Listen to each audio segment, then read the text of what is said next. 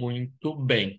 Vamos começar então o nosso encontro de hoje da disciplina de Fundamentos de Teoria Sociológica do PPG em Sociologia e Política da PUC do Rio Grande do Sul. E hoje nós temos uma aula aberta com o Bruno Paes Manso, que acabou de lançar a obra A Fé e o Fuzil, Crime e Religião no Brasil do século XXI. E a ideia é justamente que nós possamos conversar hoje com o Bruno a respeito dessa obra, né? O Bruno Paes Manso, para quem não conhece, eu vou rapidamente apresentar ele aqui para vocês. Ele é doutor em ciência política pela USP, também fez mestrado em ciência política, e antes disso ele fez graduação em economia, também na USP, e jornalismo na PUC de São Paulo. Então vejam que ele tem uma formação bastante interdisciplinar, como é o caso, né, de muitos de vocês que estão aqui na disciplina. E ele tem também um pós-doutorado, né, no Núcleo de Estudos da Violência da USP, no qual ele é pesquisador associado, né? E o Bruno, bem, eu nem vou referir aqui as publicações dele, né, que são muitas, mas ele tem, depois de toda essa trajetória de formação acadêmica, ele lançou uma trilogia, né, Bruno? Que são três livros, né, que estão entre os mais vendidos hoje do Brasil. O primeiro deles, em coautoria com a Camila Nunes Dias, A Guerra, a Ascensão do PCC e o Mundo do Crime no Brasil. Depois, A República das Milícias, esse primeiro é de 2018, A República das Milícias dos Esquadrões da Morte, a Era Bolsonaro, que é de 2020. E agora ele lança, então, esse terceiro livro, né, A Fé e o Fuzil, completando, digamos assim, ou pelo menos avançando, né, nesse debate a respeito do mundo do crime e de uma série de questões que estão relacionadas com esse contexto, né, da criminalidade urbana violenta, que ele tem discutido tanto na perspectiva das ciências sociais quanto do jornalismo, né, porque aqueles que leram os trabalhos do Bruno percebem que ele tem, né, uma veia jornalística na forma como ele descreve, né, todas as situações, vivências e as entrevistas que ele realiza para a produção desses trabalhos. Então, Bruno, eu queria te agradecer pelo aceite ao nosso convite e já imediatamente te passar a palavra para a gente começar isso que seria um bate-papo, né, a respeito dessa obra, né, qual é a proposta dela, como é que tu chegou nessa temática, para depois a gente conversar um pouco sobre o conteúdo do livro. Legal, Rodrigo. Obrigado. Um prazer aí bater um papo com vocês. De fato, né, a minha trajetória é multidisciplinar e a forma de escrever e a forma de pensar é muito influenciada pelo jornalismo, mas também pela economia, pelas ciências políticas, pela sociologia, pela antropologia. E esse é um caminho que eu tentei achar nesse momento que a gente vive, né, própria crise do jornalismo muito intensa. A gente tem essa grande quantidade de informação vindo por todos os lados. E diante dessa cacofonia, uma das estratégias que eu usei para continuar escrevendo, fazendo jornalismo, foi juntar com os instrumentais das ciências humanas para tentar, de alguma maneira, juntar as peças soltas desse presente, dessa realidade, para, de alguma forma, dar algum sentido para essa confusão que a gente vê, né? Então, eu acho que tem essa pretensão, pelo menos, né, de montar um quebra-cabeças, com as informações soltas que estão presentes e que a gente muitas vezes tem a sensação de não entender o que está acontecendo.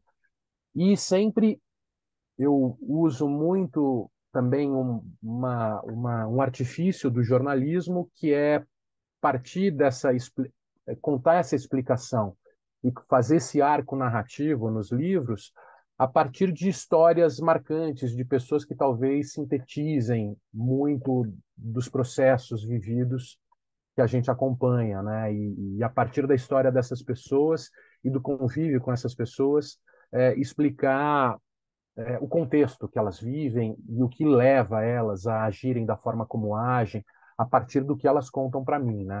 Então tem um lado etnográfico, não diria etnográfico, né? Porque o meu contato com eles, apesar de escrever muitas vezes sobre São Paulo e sobre a cidade que eu vivo, não é um mergulho de meses e de convívio intenso com eles, mas você tem uma tentativa de compreender uma realidade que é diferente da sua, né?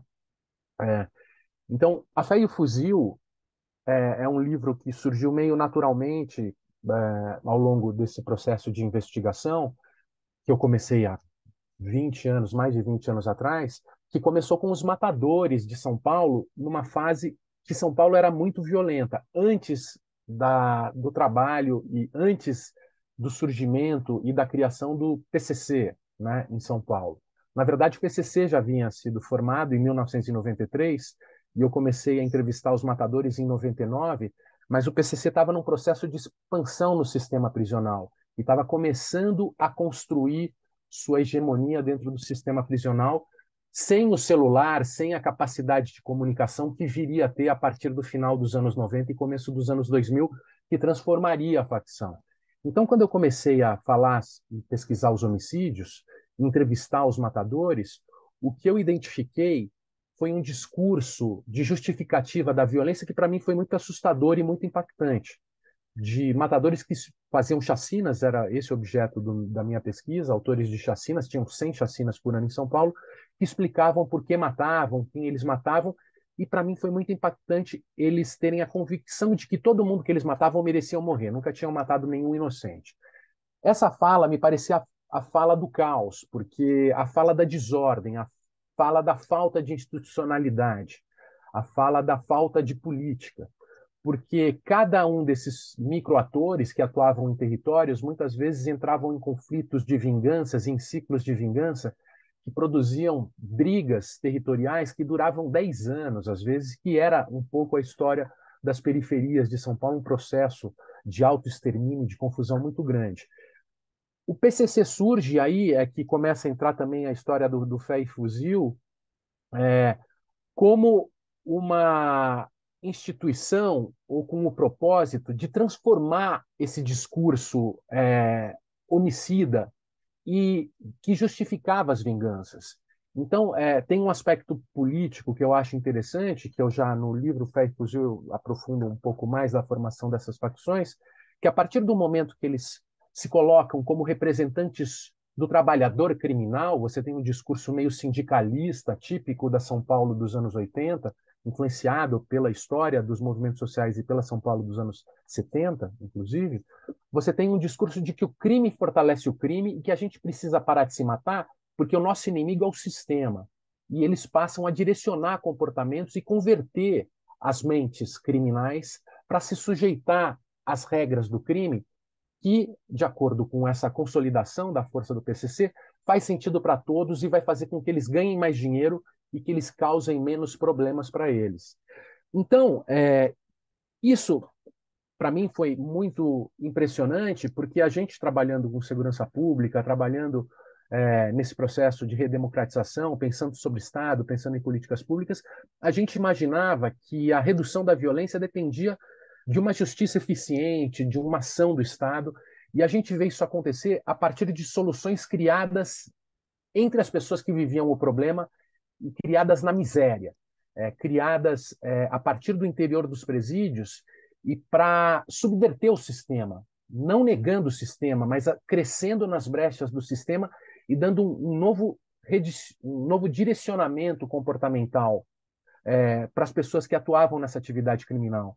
Então, para mim, isso sempre foi muito impressionante. Foi o livro que eu e a Camila escrevemos, e a partir daí o PCC e essa filosofia do crime profissional, né, e da diplomacia em vez dos conflitos, meio que vai formar outros grupos em vários estados brasileiros a partir do interior das prisões. Hoje são mais de 50 facções. No caso da Fé, eu entrei em contato com muitos ex-matadores e ex-bandidos, ex-traficantes, porque eu entrevistava essas pessoas porque eles contavam sobre o crime e eu precisava saber sobre o crime, eles contavam sobre o crime, porque até mostrava o tamanho do milagre de Deus feito na vida deles, eles não tinham problema, fazia parte dos testemunhos deles nas igrejas, eu aproveitava para falar sobre crime com eles, né? Mas com o passar do tempo, né, eu não sabia o que fazer com essas histórias, eram histórias fascinantes, mas me pareciam histórias pessoais, de transformações pessoais, e muito relacionada a crenças mágicas, e muitas vezes até me pareciam é, místicas, e que eu tinha uma certa dificuldade de falar, porque eu acho que, enfim, todo mundo tem direito à sua própria crença, e você escrever sobre crenças pessoais, tornar um tema público, muitas vezes acaba estigmatizando. Você vai escrever sobre candomblé, sobre o espiritismo, sobre o pentecostalismo, muitas vezes pode expor certas coisas que todo mundo tem direito de ter sua própria crença. Eu achava que não era um tema do debate público. Eu só achei que isso virou um assunto para falar no livro depois que eu fui fazer a República das Milícias, entrei em contato com o Peixão, com a história do Peixão, do Complexo de Israel, de um traficante que passou a usar o discurso religioso para a produção de uma autoridade e para justificar a sua autoridade no crime, como ungido, como representante da luta do bem contra o mal, e criar um grande complexo de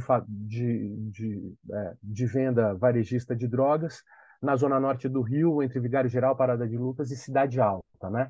Essa história para mim foi impressionante. Tinha outra no Morro do Dendê, que era uma associação do Terceiro Comando Puro e de milicianos, também tocada por um traficante que tinha muito devoto, tinha Jesus Cristo tatuado no braço, expulsava as igrejas de raízes de matrizes africanas do seu território. E, além disso, com o surgimento do bolsonarismo, que pegou a gente no contrapé, né? Mas que também usava muito desses elementos simbólicos da religiosidade para promover a ideia dessa batalha espiritual da luta do bem contra o mal, que casava com outras teorias e outros discursos da extrema-direita para mobilizar a população contra o establishment da nova república, das guerras culturais que estavam presentes em outras cenas do mundo, né? E essa convergência de bolhas e de discursos foi possível com as redes sociais, né? Todas passaram a fazer parte de uma grande causa, de uma grande bandeira da luta do bem contra o mal. Então, eu achei que era o momento, de fato, de escrever um livro sobre fé e religião, contando muitas dessas histórias que eu encontrei, né? E acabou surgindo meio que como um passo meio que necessário, um desdobramento desses dois livros, República das Milícias e A Guerra, que eu escrevi com a Camila. Em síntese, é isso. Certo, Bruno. A gente já está aqui com 46 participantes aqui da atividade, bem além dos alunos da disciplina. E o Bruno, isso tudo que ele relatou, está em muitos podcasts dos quais ele tem participado, né, como forma de lançamento e de debate do conteúdo desse último trabalho. Nesses podcasts, inclusive, eu ouvi, Bruno, alguns deles, e como a gente tem digamos, nós somos de uma mesma geração, a gente tem algumas experiências em comum, especialmente nos anos 80, né? Quem militou politicamente, participou daquele processo, no meu caso, ingressando na universidade, movimento estudantil, que era o processo de redemocratização, né? A luta pelas diretas, depois a Constituição, né? E todo o processo da eleição de 89, que foi muito, né, impactante do ponto de vista político e social e etc., né? E um ator daquele contexto todo eram as comunidades eclesiais de base da Igreja Católica, ou seja, esse debate sobre religião e política, ele não é novo no Brasil, ele já tem, né, pelo menos naquele momento, ele foi bastante discutido, mas o que tu traz são coisas muito novas e muito impactantes, né? Essa confluência de uma religiosidade impressionante, até pelo crescimento que ela tem no Brasil, que acho que também tu poderia falar um pouco disso, né? Que é uma coisa absolutamente original, né? Que não aconteceu em nenhum outro lugar. Hoje o Brasil é exportador de igrejas neopentecostais para a África, para a América Latina, enfim, né? E a questão das facções, né, desses grupos criados em torno dos mercados ilegais, que em São Paulo vão ter uma trajetória que vai levar esse monopólio nas mãos do PCC, mas no Rio de Janeiro, que é onde o livro né, trata, a situação é bem outra, né, de uma muito maior fragmentação. Essa confluência.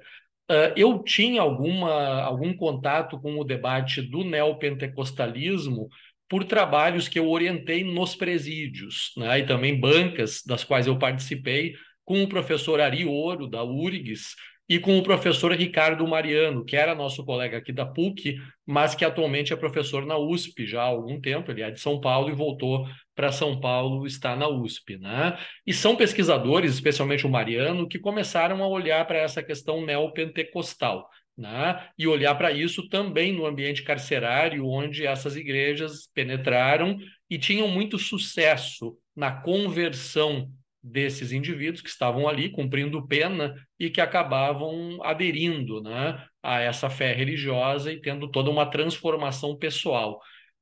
Tu pode nos falar um pouco sobre isso, essa confluência, como é que isso acontece e que tipo de conversão é essa que tu acompanhou a partir de alguns dos teus entrevistados? Posso. E até é interessante isso, porque a gente, como você disse, a gente acompanhou essa relação da igreja com a política a partir do processo de democratização, né? Em São Paulo isso foi muito forte, e a Igreja Católica foi fundamental para a formação do PT, do novo sindicalismo, do Lula, e das greves do ABC, e teve um papel muito importante da Igreja nesse processo de redemocratização, porque a gente é, surge, né, no contexto da Guerra Fria, no caso da Igreja Católica, nos anos 60, quando tem a Revolução Cubana, e os padres são mandados para a América do Sul e para a América Latina para evitar que o continente fosse tomado pelo comunismo, né? Uma preocupação que vai dar no Conselho Vaticano II, reformista da Igreja, para aproximar a Igreja dos pobres e evitar que os pobres fossem usados como massa de manobra para a Revolução. Então, os padres vão trabalhar nas favelas e nas comunidades com a teologia da libertação, muito influenciada pela pedagogia do Paulo Freire, que você trabalhava com uma ideia de libertação a partir da consciência crítica da sua posição na sociedade e a partir dessa compreensão do seu papel como de classe, né, da sua posição de classe, você pressionasse o Estado por mais direitos e pressionasse as indústrias em ascensão, que eram as grandes ofertadoras de emprego, em direitos trabalhistas, né? Então você tem um trabalho da igreja para mobilizar politicamente os pobres nesse trabalho de luta política e luta sindical, que vai dar origem à CUT, vai dar origem ao MST, vai dar origem aos novos sindicalismos, vai dar origem a todos esses trabalhos de luta pela reforma agrária no norte. É muito fundamental para esse trabalho crítico que vai ser a origem dos partidos de centro-esquerda da nova república. Com o passar dos anos, contudo, Rodrigo e pessoal, o que a gente percebe com a presença das pessoas na cidade é que você vai aumentando a descrença na capacidade do Estado de oferecer e de garantir esses direitos para uma vida digna. O mercado vai se sobressaindo nas cidades e a necessidade de ganhar dinheiro vai se impondo, porque se você não tem dinheiro, você é morto pela polícia, você é expulso da sua casa, você não tem luz, você não tem água, você não tem esgoto, você passa fome. O desafio nas cidades, apesar da importância da mobilização política, é fundamentalmente ganhar dinheiro. Sem dinheiro, as pessoas não são nada. É uma sociedade que demanda essa disposição e essa capacidade de ganhar dinheiro. E os neopentecostais, eles surgem com a proposta de criar esse espírito modernizante do empreendedorismo e da crença e da autoestima em si própria, né? A conversão e o amor a Jesus, né, a conversão a Jesus, ela produz uma autoestima muito grande a partir do momento que você é amado por Jesus também. Ao mesmo tempo, você passa a exercer um autocontrole, ter uma disciplina muito maior que você não tinha antigamente. Você passa a ter um networking mais poderoso. Você passa a ter um norte voltado à prosperidade muito mais focado, inclusive prosperidade sendo vista como uma bênção de Deus, né? E isso vai forjando um espírito moderno entre os pobres, produzido pelos pobres, né? Com simbologias e propósitos de vida criado pobres urbanos nas periferias como uma solução para sair da miséria, né? E que é abraçada, porque as pessoas precisam desse instrumental, desse amor próprio, dessa crença em si próprio, desse networking, dessa disposição para a luta no mercado, que é muito importante. E, ao mesmo tempo, você tem essa luta para trazer de volta e para resgatar aqueles que estavam perdidos numa vida vazia do crime. Então, as igrejas são vistas como uma janela de entrada e como uma possibilidade de resgate dessas cenas criminais. Esses processos de conversão, para mim, sempre foram muito importantes e muito fascinantes, porque a pessoa que está no crime, quem tem uma vida mais longa no crime, muitas vezes morre muito cedo, mas quem tem uma vida mais longa no crime, com o tempo percebe que a escolha e a trajetória, em algum momento, fazia sentido. Quando você é jovem e você está com raiva do sistema, e você é seduzido pelo discurso do crime que não abaixa a cabeça para o sistema, bata de frente com o sistema, morra antes dos 25 anos, mas não abaixa a cabeça para o sistema, né? Um discurso quase jihadista, suicida, antissistema, e é muito sedutor para as masculinidades, principalmente, que não querem abaixar a cabeça, querem ser donas do seu próprio nariz, né? Você trabalha muito com essa questão da masculinidade também, o discurso das facções. Quando você segue uma carreira no crime, com o tempo você percebe que você se desfez dos seus laços de afeto, de amizades, de parentesco. Você foi contra a sua mãe, os conselhos da sua mãe, os seus irmãos, suas irmãs, seus amigos que não foram para o crime. E, ao mesmo tempo, você passou a viver uma vida de conflitos e de traições muito vazia. E o dinheiro que você ganhou, ou o respeito que você ganhou, não é respeito, é medo que você passou a impor. E as pessoas percebem isso, elas percebem que a vida no crime é muito vazia. E entram em depressão ou querem mudar a identidade e querem se reinventar e querem renascer de uma outra maneira e dando justificativas para o seu passado que as igrejas dão, né? Não é que você é assim ou que você é essencialmente mal. Você estava sendo influenciado pelo demônio. A partir do momento que você se arrepende e aceita Jesus na sua vida, você se perdoa e pode ser perdoado e você vai ter uma vida na eternidade diferente e pode se reinventar. Então é um processo muito efetivo de transformação com capacidade de mudar vidas e de produzir esses processos de metanoia, né, que eu falo, que é como se, para mim, era muito impressionante que a gente fica, às vezes, 8 anos para educar alguém, e a minha impressão é que em 2 dias uma igreja reeducava alguém, como se instalasse um novo software mental na cabeça das pessoas, né, que é um pouco essa descrição que eu faço no livro.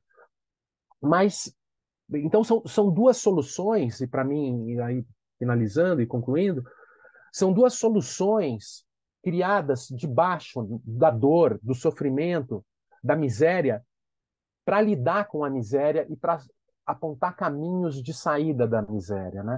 E as facções têm um processo muito parecido, o PCC tem um processo muito parecido, e não é à toa que o irmão também, né, irmão do PCC, ele passa por um processo de batismo que implica uma mudança de consciência criminal.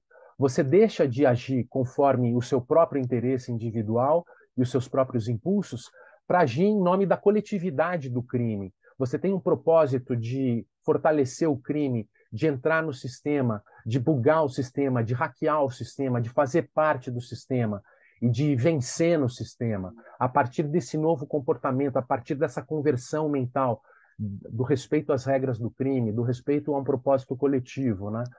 Então, isso para mim, esses processos de transformação e essa forma de você transformar comportamentos e produzir autoridade, sempre foram muito fascinantes. Perfeito, Bruno.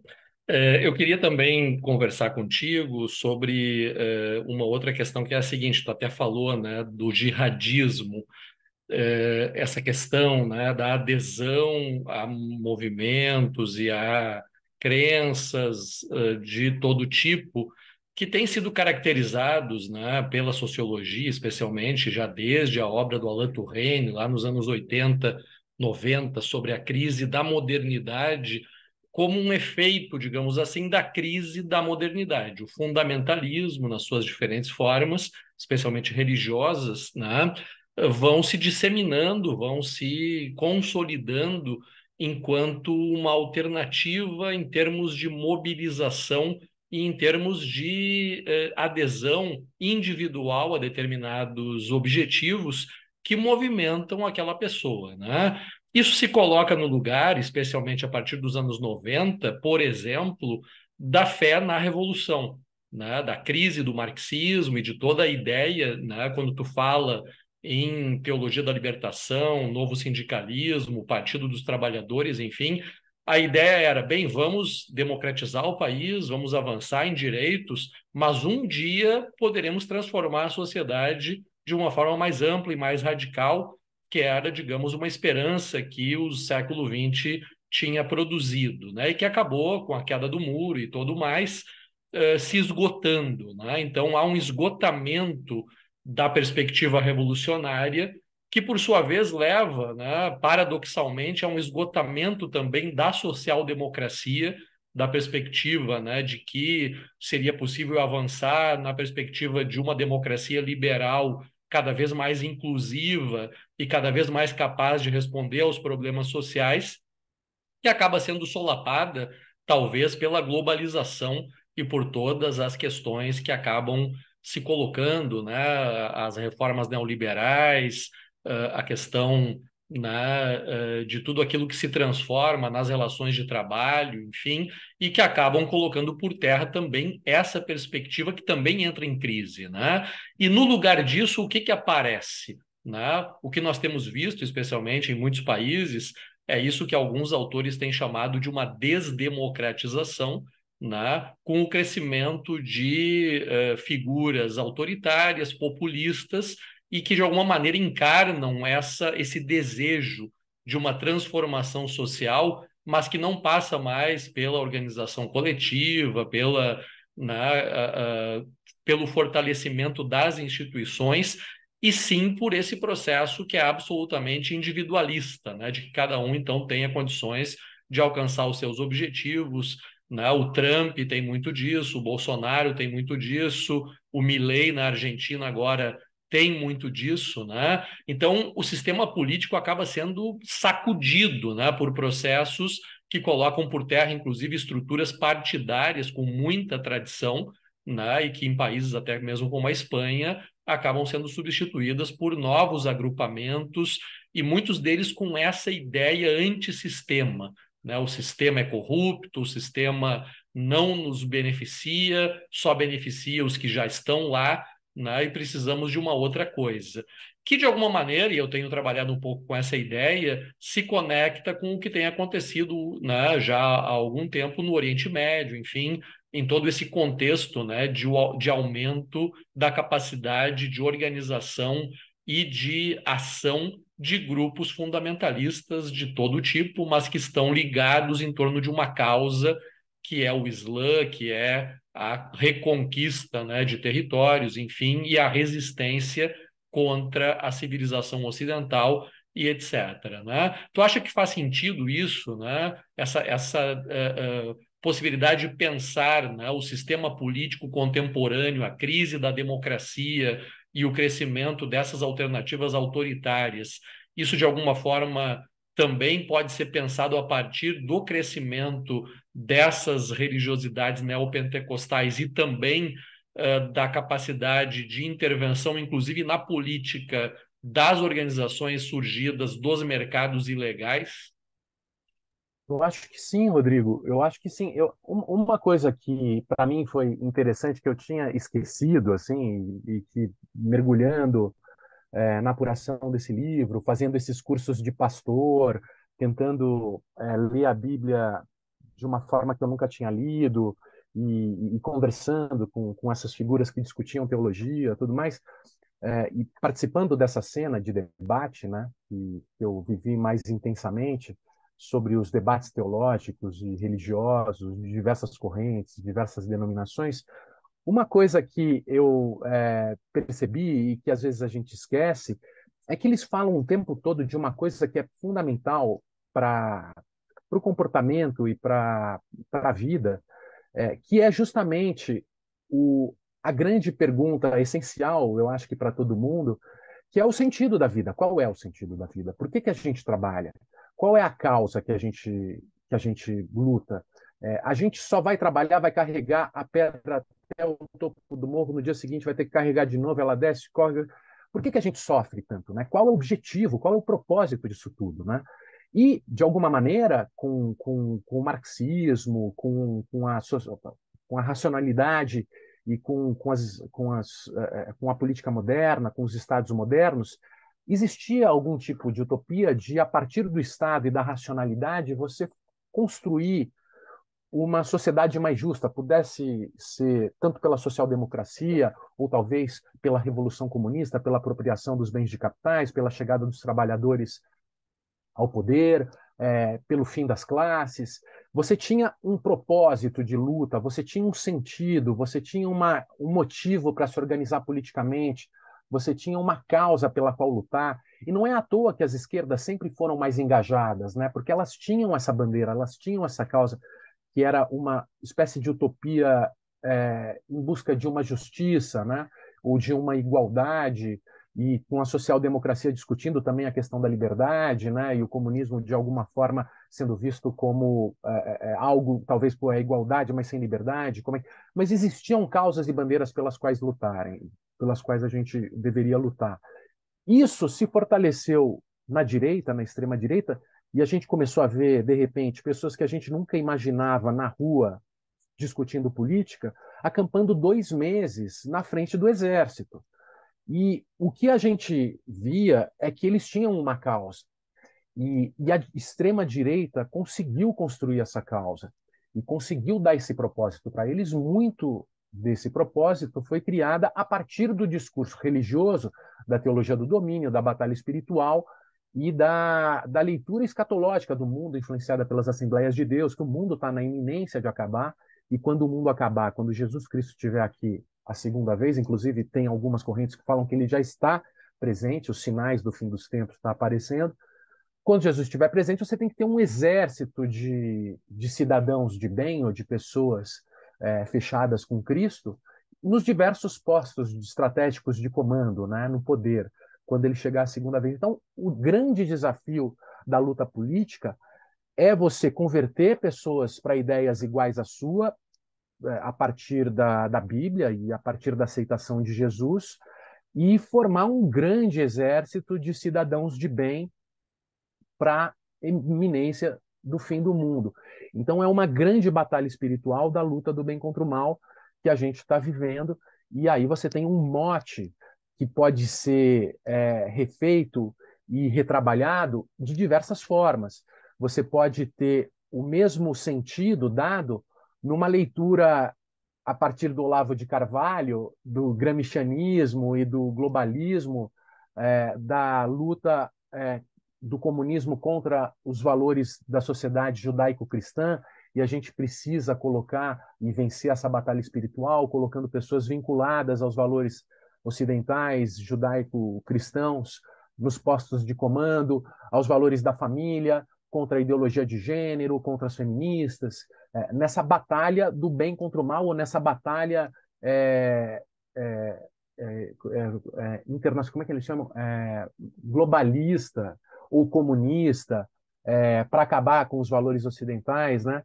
Então você começa a criar causas e começa a produzir propósitos de vida, né?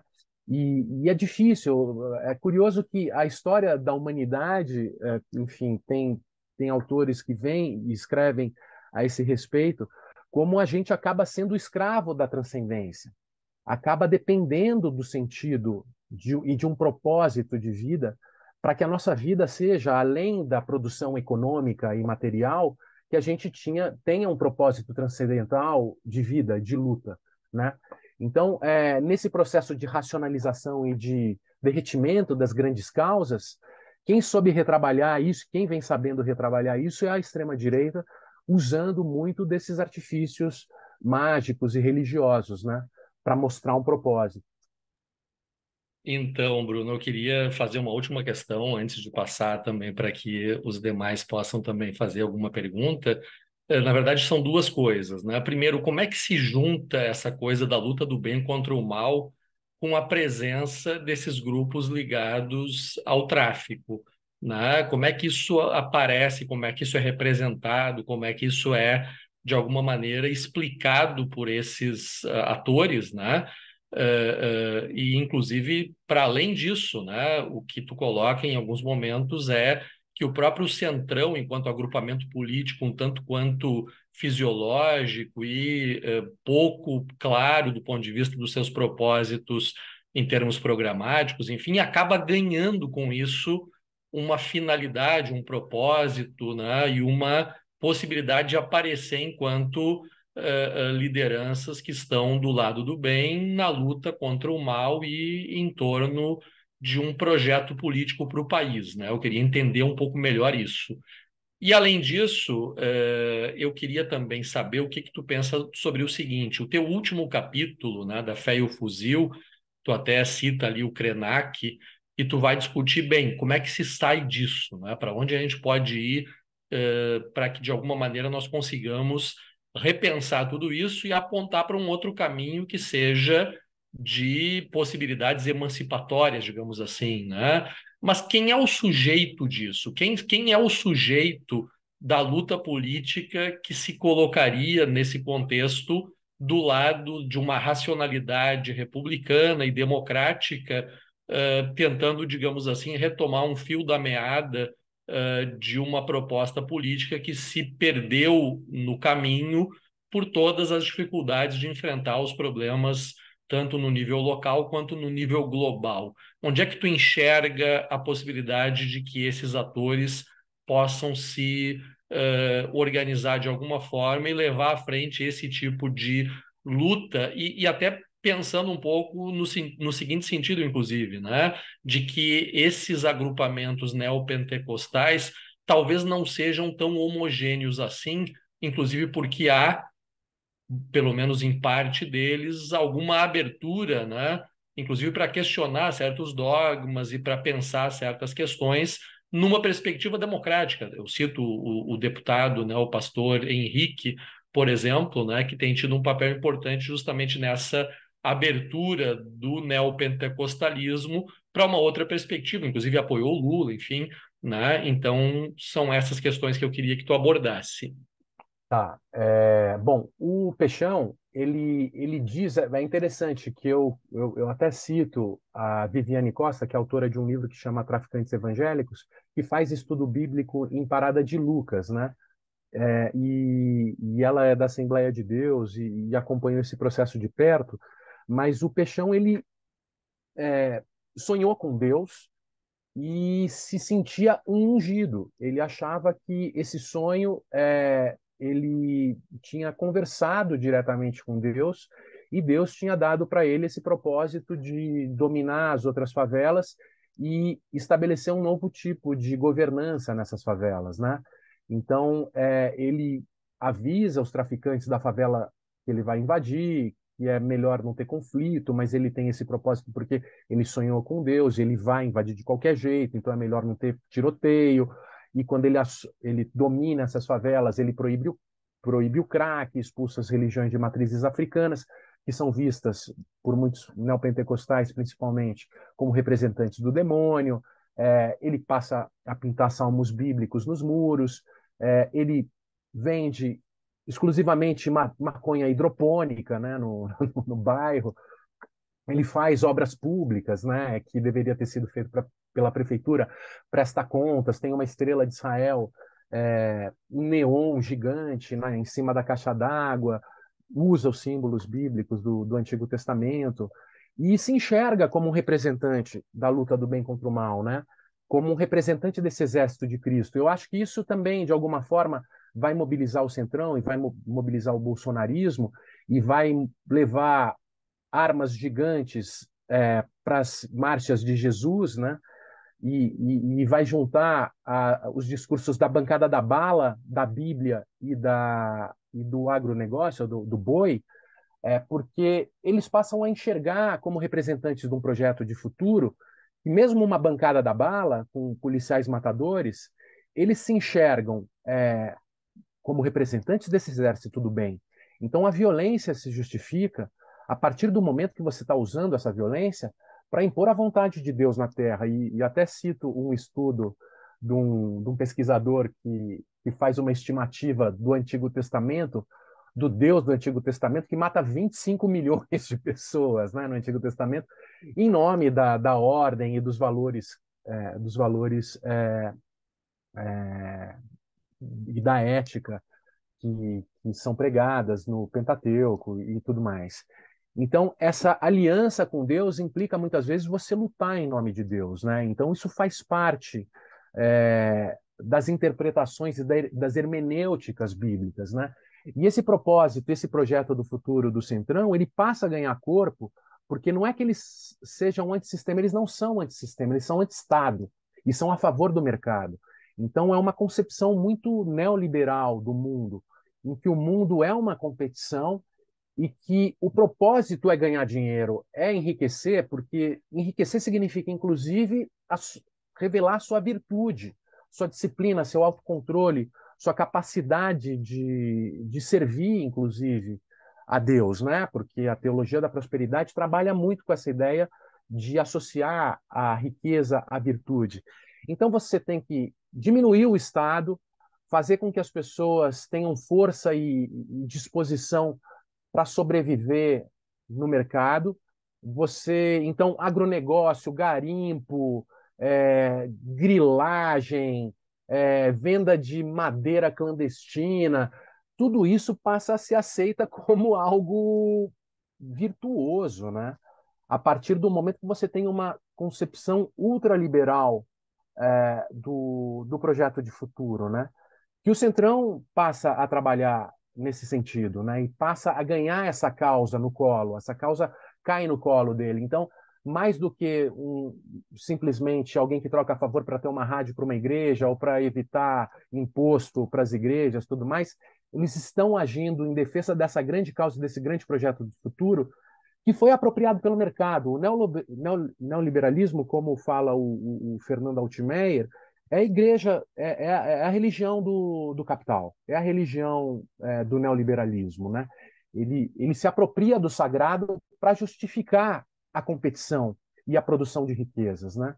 Então, dessa forma, né, que o projeto de futuro se consolida em oposição ao projeto de Estado da nova República e um projeto de um Estado capaz de mediar essa desigualdade e mediar essa competição e tornar essa competição e essa necessidade por dinheiro menos necessária, que era a nossa utopia, viver tornar o Brasil uma grande Suíça, uma grande Dinamarca. Bom, a gente não vai precisar trabalhar desesperadamente. Se não conseguir trabalhar, bom, beleza, a gente fica um tempo sem emprego, mas tem um seguro-desemprego, todo mundo tem mais ou menos a mesma renda. Como a gente imagina ser uma sociedade mais justa, social-democrata, né? Essa era a nossa utopia, mas isso foi se desfacelando e as pessoas passaram a ser céticas e cínicas, né, em relação a essa possibilidade e falar, bom, o negócio mesmo é se organizar para produzir e ganhar dinheiro.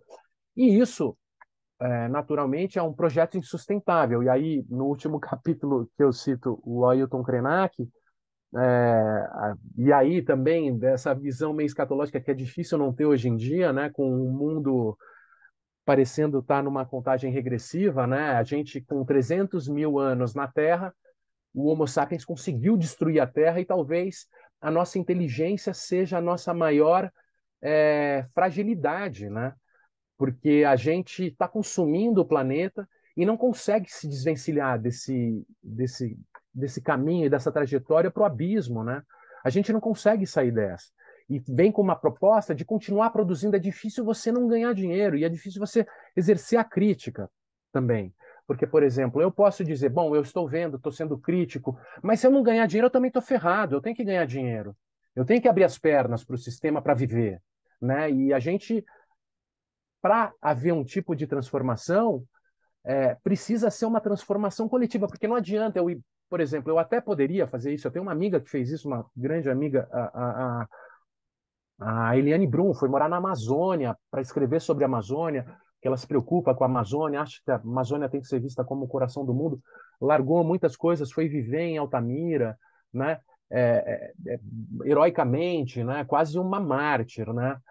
entrou em processos de depressão, como ela contou no livro Banzero Okotô, que é sensacional, mas é quase uma mártir. Mas assim, não adianta somente, é necessário uma transformação coletiva, da mentalidade coletiva. E isso está muito distante de acontecer, porque não parece ser possível 8 bilhões de pessoas abrirem mão da forma como vivem e abrirem mão da necessidade de sobreviver e de ganhar dinheiro nos mercados do mundo para viver de uma outra maneira, que essa maneira nem sequer é apresentada, a gente não sabe qual é. Então, a minha impressão é que talvez a nossa única saída é descobrir alguma coisa que a gente ainda não sabe.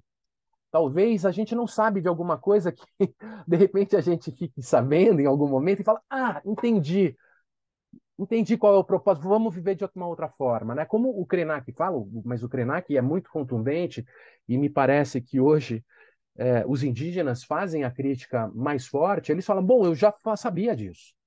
A terra dá tudo para a gente. A gente não precisava produzir e dominar nada, porque a Pachamama, enfim, sei lá, ela já nos oferece tudo que a gente precisa e a gente precisa viver em harmonia com a vida para preservar a vida. É um projeto coletivo de manutenção da vida e a gente não é mais do que o mico-leão dourado, ou de sei lá o quê, ou de que a árvore, de que a pedra, do que o rio. A gente precisa aprender a viver em harmonia com isso e para isso a gente precisa deixar de ser escravo da transcendência, escravo da busca pelo domínio, pela dominação. A gente precisa viver simplesmente, na imanência, viver, aproveitar a vida, saber que a vida precisa ser vivida sem grandes causas, sem grandes lutas.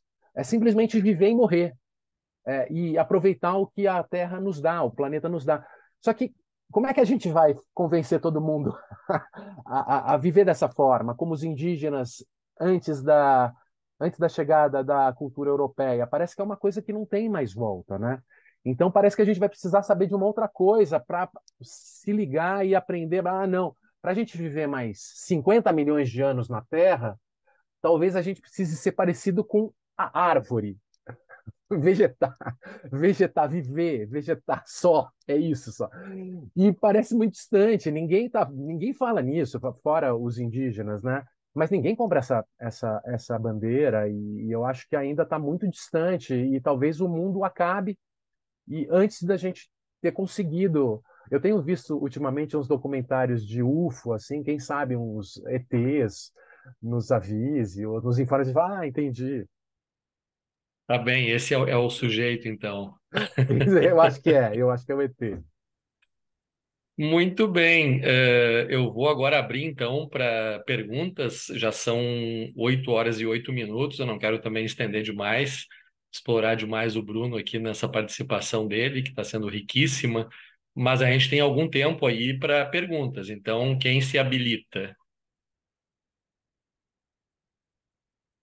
Já tem inclusive uma ali que foi encaminhada pelo chat, mas que acabou sendo respondida nessa última intervenção do Bruno, que é a do Azor Lopes, que foi justamente sobre essa questão da transcendência, né, e de como tudo isso, o que estaria por trás não seria a própria natureza humana, né, que eu acho que é um pouco o que essa fala final do Bruno acabou trazendo, né, mas fica aberto então para mais Mas será que existe uma natureza questionamentos. humana ou a Pois natureza é. humana pode ser transformada, né? Dependendo da informação que a gente tem? Eu acho que ela não é necessariamente uma condição humana. Eu acho que é possível, de repente, que se transforme a partir de alguma coisa que a gente saiba e que a gente não sabe ainda. Talvez, assim, tem essa coisa do das formas de viver ou da concepção da vida na Terra, que tem um lado e uma leitura darwinista da competição e da necessidade do mais forte se impor e sobreviver, mas você tem uma outra forma de vida do ponto de vista biológico, que a força vem da coletividade. Então tem um documentário sensacional da Netflix que é dos fungos fantásticos. Eles estão há 1 bilhão de anos na Terra conseguindo se conectar com outras vidas e sendo fortes a partir da conexão com outras vidas. Então, é uma forma de vida que está há muito tempo aí. E ela não busca e não se move a partir dessa competição. Então, será que a condição humana é essa condição darwinista ou se a gente souber alguma outra coisa, a gente passa a ter uma outra forma de viver na Terra? Não sei. Questões. Você vê, eu começo a estudar religião e a gente começa a pensar sobre essas coisas, né? Sim, tu está fazendo os cursos aí, né, Eu parei. pela internet. Muito bem. Enquanto a Bárbara levantou o braço, então pode fazer a tua pergunta, Bárbara. Olá, Bruno, boa noite. Boa noite a todos. Bruno, achei sensacional a tua fala. Eu ainda não li teu livro, mas está na minha lista aqui da Amazon, junto com o da Viviane, né? Eu queria te perguntar, assim, algumas das pessoas do grupo aqui são da área do direito, inclusive eu, e a dúvida que eu tenho seria sobre a questão da fé no parlamento e nas decisões judiciais. O que pode ser feito por parte da sociedade para poder informar as pessoas a respeito disso e, ao mesmo tempo, não passar do limite do respeito com as pessoas que aderem a certas religiões, e certos dogmas? Eu acho que é uma questão fundamental, Bárbara, e é uma discussão que vai exigir muito debate, né? Porque todo mundo tem direito à sua crença, do ponto de vista privado, desde que essa crença não interfira em direitos de terceiros, né? Então você pode acreditar e ter sua leitura e sua hermenêutica da Bíblia, e todo mundo tem direito garantido pela Constituição às suas próprias crenças e interpretações do sagrado, mas isso não pode afetar direito de terceiros, né? Então você não pode expulsar um religioso de matriz africana do bairro porque ele defende essa fé. Isso é crime. Mas tem aspectos polêmicos, mas que eu acho interessante. Você teve uma grande reação dos evangélicos também, a partir do momento que tentaram criminalizar a crença dos evangélicos. E eles reclamam disso, é interessante isso. E eu não tenho posição formada, mas eu acho uma discussão interessante. Eles, por exemplo, interpretam que a questão da orientação sexual, dependendo da hermenêutica ou da forma como ele lida, muitas vezes uma forma deturpada, cheia de preconceitos, mas que existe no universo evangélico, é pecado, não pode. Então ele vai tentar transformar essa pessoa e evitar que ela tenha uma orientação sexual diferente da que ele espera, né, que ele acha certa de acordo com a leitura que ele faz da Bíblia. E ele pode ser preso por isso. E ele fala, estão querendo prender os evangélicos pela fé que eles têm. Então, ele tem direito a professar a sua fé, inclusive seus preconceitos dentro da igreja. Essa é uma questão que eu acho interessante, mas também faz parte do debate e fez parte da reação da igreja em relação ao debate trazido pelos movimentos sociais, né, atuais. E isso é necessário realmente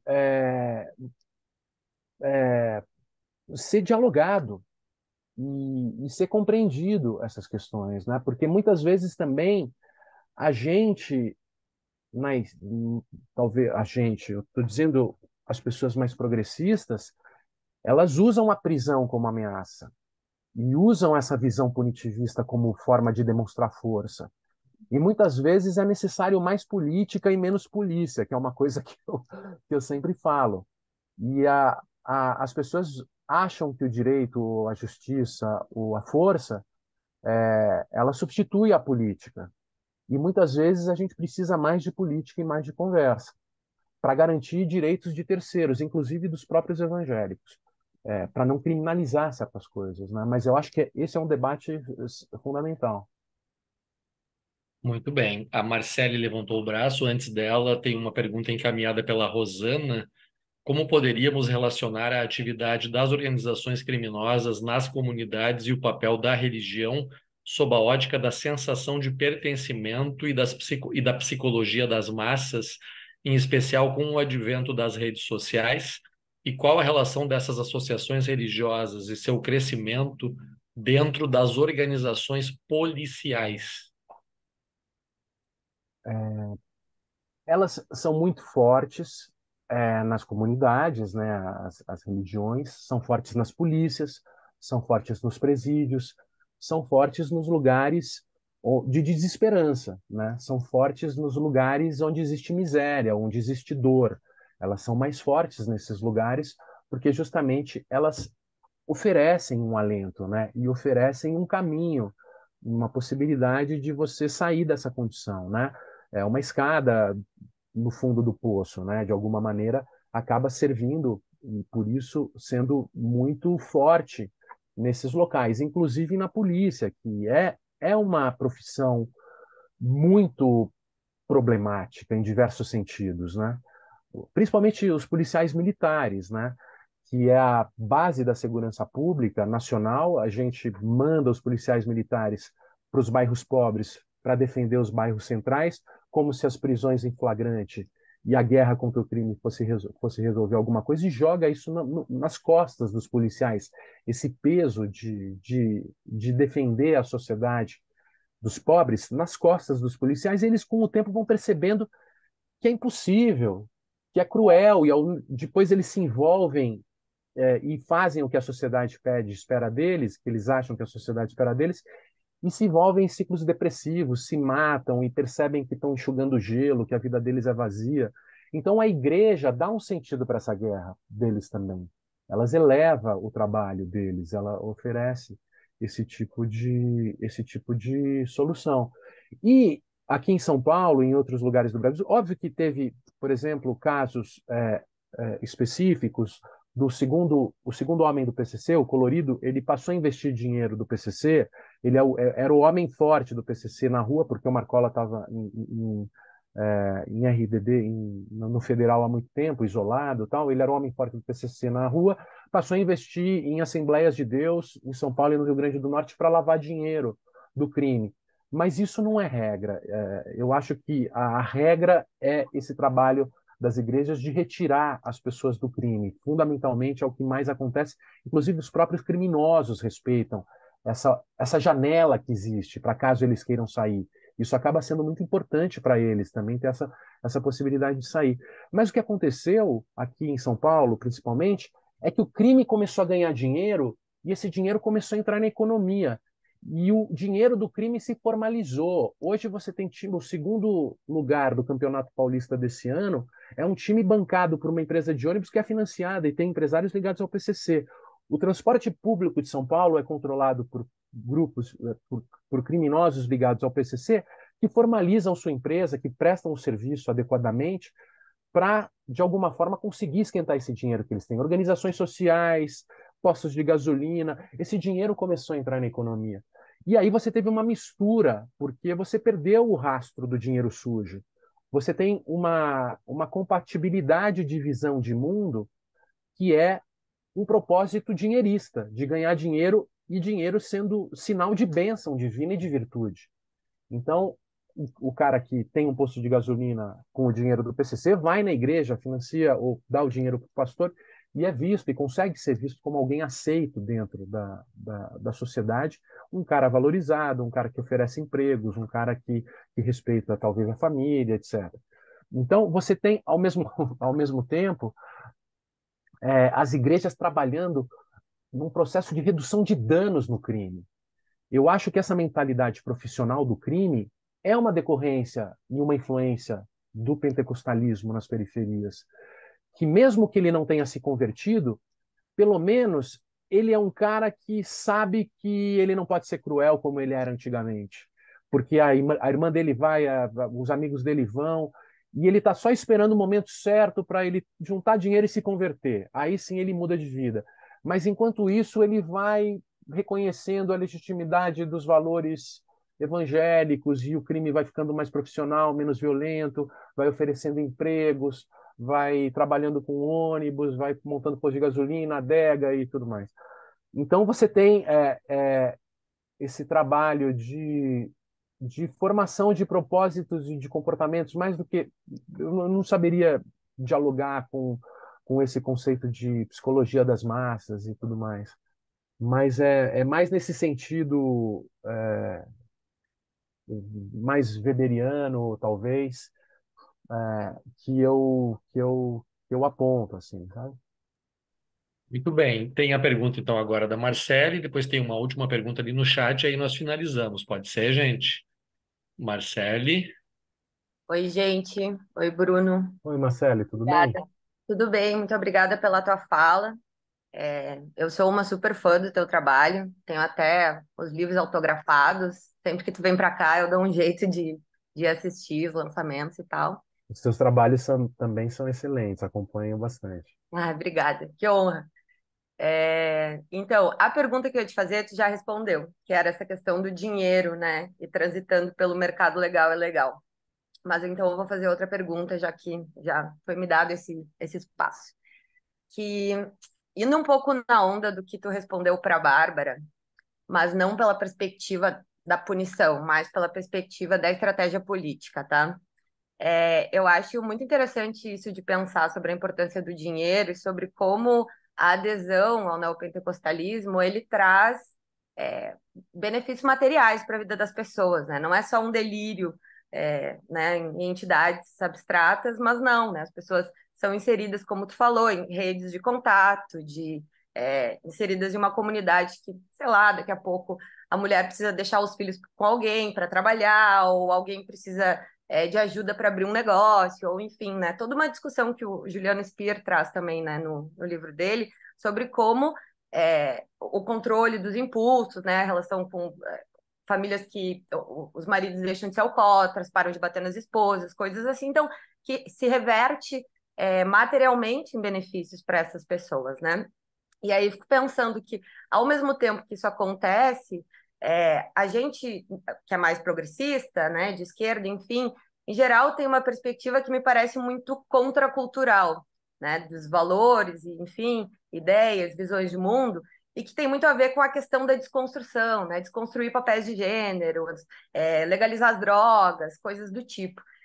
E quando a gente choca isso com o mundo das periferias, a gente vê que existe uma necessidade de construção e não de desconstrução. Então, os papéis de gênero eles fazem sentido dentro de uma vida doméstica em que o marido e a mulher são companheiros para sustentar a dureza da vida ali, né? O trabalho, a divisão, enfim, do cuidado e tal. As drogas, elas não têm não são olhadas como, né, desde a perspectiva da descriminalização, como uma forma de reduzir a violência, porque a droga é relacionada com a produção da violência, né? Então, eu fico pensando, do ponto de vista assim, de uma estratégia política, pensando o enorme crescimento do neopentecostalismo, parece que existe um choque de mundos que ele é incompatível, absolutamente incompatível, entre essa perspectiva mais contracultural de desconstrução e essa necessidade de construir, né? E aí, a minha pergunta é meio, o que a gente faz com isso? O que a gente faz com essa alternativa à sobrevivência, a necessidade de se virar e sobreviver, que é eficaz, né? Mas que vem com ela toda essa dimensão simbólica e etc., que está aderida a ela, como uma forma de fazê-la funcionar, né? A gente, enquanto campo progressista, como é que a gente lida com isso? Que alternativas a gente pode dar para isso, né? Enfim.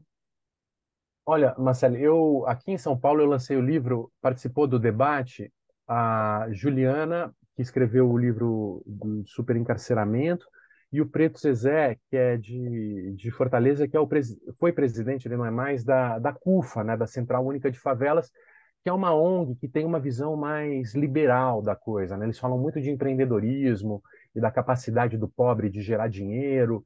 Ele tem uma concepção muito diferente das organizações e dos movimentos dos anos 80.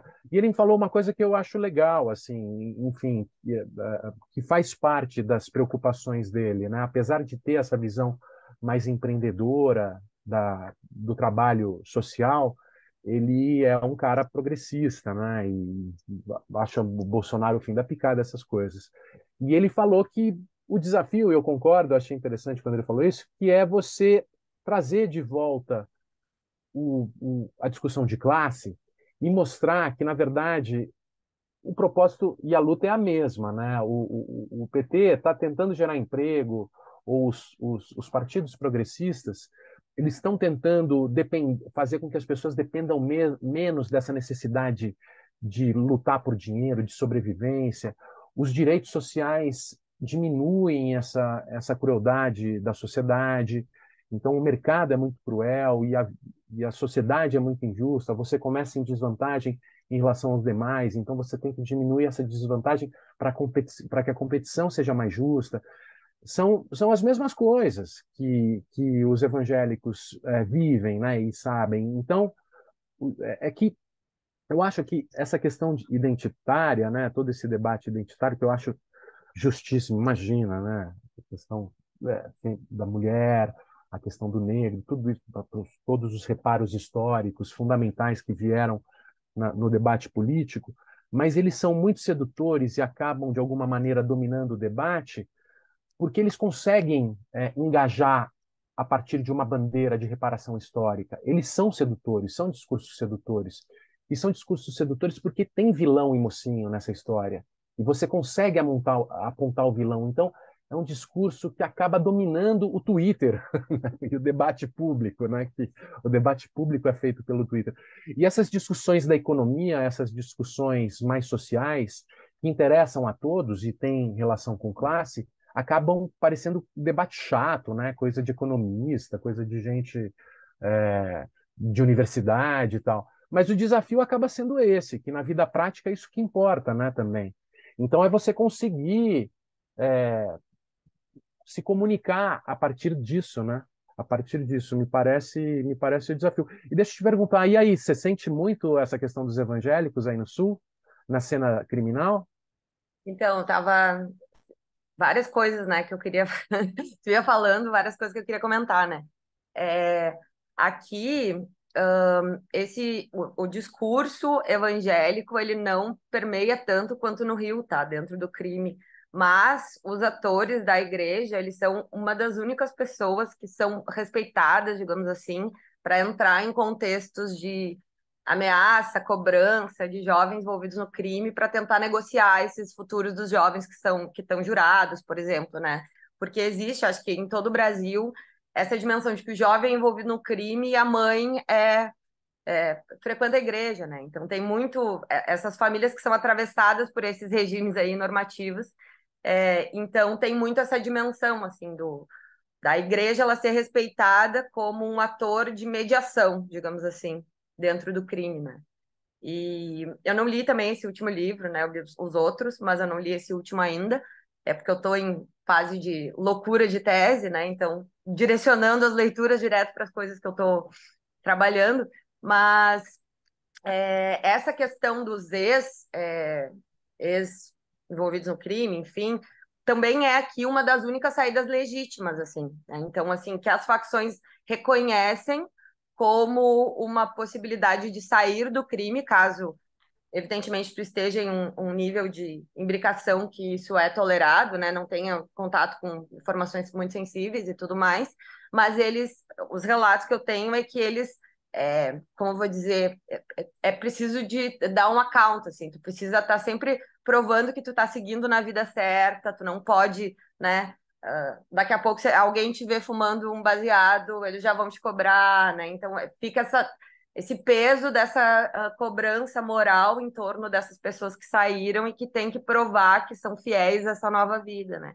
Então, existe isso. Mas essa imbricação mais, assim, que tem no Rio, essa questão de expulsar, né, pessoas de religiões de matriz africana ou de transformar, disso se imbricar na própria estrutura da facção, como uma guerra santa, isso eu não identifiquei aqui, assim, até então. Obrigado. Muito bem, gente. Eu acho que nós podemos encaminhar aqui para o encerramento. Primeiro, eu queria agradecer a todas e todos os presentes, para muito além dos alunos e alunas da disciplina. Temos aqui vários integrantes do Fórum Brasileiro de Segurança Pública. Eu vejo aqui o Lívio, que inclusive escreveu ali uma mensagem, né? O Azor também. Também tem o meu colega do PPG em Sociologia e Ciência Política, o Hermílio Santos, que está aqui presente, trabalha muito com entrevistas narrativas e acredito que também tenha acompanhado aí o trabalho do Bruno. Então, assim, foi riquíssimo, né? Acho que a presença também de todos vocês enriqueceu muito essa participação do Bruno aqui na nossa disciplina. E o Bruno, enfim, né, não tenho palavras para agradecer a participação dele. Eu tenho acompanhado não só as publicações, mas também esses outros podcasts, né, inclusive da República das Milícias tem o podcast, né, com todo o debate a respeito desse tema, que é um tema muito importante, instigante, né, e que nos exige aí muita reflexão sobre o que tem acontecido na política brasileira. Mas, de qualquer maneira, né, eu queria recomendar a todas e todos a leitura desse trabalho mais recente do Bruno. E, como eu disse, né, é um trabalho que tem uma narrativa muito jornalística, mas que está toda ela ancorada em referências teóricas, né, Bruno? Lá no final tem as referências, né, que vão sendo colocadas ao longo dos capítulos.